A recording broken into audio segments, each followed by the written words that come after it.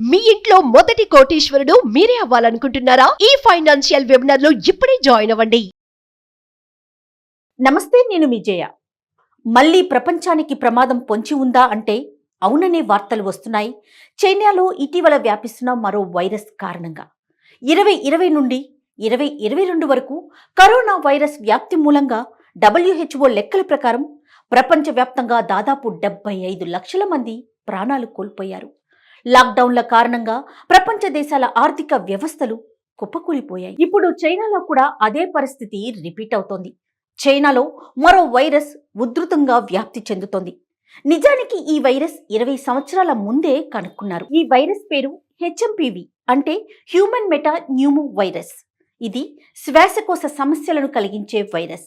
ఊపిరితిత్తులతో పాటు శ్వాసతో ముడిపడిన అవయవాలను ఇది బాధిస్తుంది. కోవిడ్ మహమ్మారి అనంతరం చైనాలో ఈ HMP వైరస్ అతి వేగంగా వ్యాపిస్తున్నట్లుగా రిపోర్ట్లు చెబుతున్నాయి. సోషల్ మీడియా సమాచారం ప్రకారం ఈ వైరస్తో పాటు ఇన్ఫ్లుయెంజా వంటి ఇతర వైరస్లు కూడా తీవ్రతరం అవుతున్నాయి. చైనా వ్యాప్తంగా అత్యవసర పరిస్థితిని ప్రకటించినట్లుగా తెలుస్తోంది. ఈ HMPV వైరస్ వ్యాప్తి చైనాలో ప్రమాదకర స్థాయికి చేరుకుంటోంది. ఇక ఈ వైరస్ సోకి హాస్పిటల్స్కి చేరుతున్న వారి సంఖ్య రోజురోజుకి పెరుగుతోంది. ఈ విషయం తెలుసుకున్న పలు దేశాల ప్రభుత్వాలు, ప్రజలు కూడా అప్రమత్తమవుతున్నారు. HMPV వైరస్ సోకిన వారిలో జలుబు వంటి సాధారణ లక్షణాలతో ప్రారంభమవుతుంది. కానీ చిన్నపిల్లలు, వృద్ధులు మరియు రోగ నిరోధక శక్తి తగ్గిన వారికి ఇది ప్రాణాంతకంగా మారే అవకాశం ఉంది. ఈ వైరస్ న్యూమోనియా, ఆస్తమా తీవ్రత వంటి సమస్యలను ప్రబలం చేస్తోంది. ఈ HMP వైరస్ దగ్గడం, తుమ్మడం, కలుషితమైన వస్తువులను తాకడం ద్వారా వేగంగా వ్యాపిస్తోంది. ఫోన్లు, తలుపుల హ్యాండిల్స్ వంటి వస్తువుల ద్వారా కూడా ఈ వైరస్ సంక్రమిస్తుంది. ఈ HMP వైరస్ చైనాలో మాత్రమే కాకుండా సరిహద్దు దేశమైన భారత్లో కూడా వ్యాప్తి చెందే ప్రమాదం లేకపోలేదు.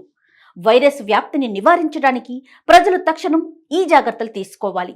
చేతులు తరచుగా శుభ్రం చేసుకోవడం, తుమ్మడం లేదా దగ్గడం సమయంలో నోటికి అడ్డుగా హ్యాండ్ కర్చీఫ్ వాడటం, జనం రద్దీగా ఉన్న ప్రదేశాల్లో మాస్క్ వేసుకోవడం. ఒకవేళ ఎవరికైనా ఈ వ్యాధి లక్షణాలు కనిపిస్తే వైద్యులు HMPV oxygen therapy, IV fluids మరియు కార్టికోస్టెరాయిడ్స్ చికిత్సలో భాగంగా వాడుతున్నారు. ఇక ముఖ్యంగా ఈ వైరస్ శీతాకాలం వ్యాప్తి చెందుతుంది. ప్రజలంతా కూడా అప్రమత్తంగా ఉండి తగిన జాగ్రత్తల్ని పాటించాలి. ఈ వైరస్ మన దేశంలోకి రాకుండా ప్రభుత్వాలు కూడా అప్రమత్తంగా ఉండాలని కోరుకుందాం. నమస్తే.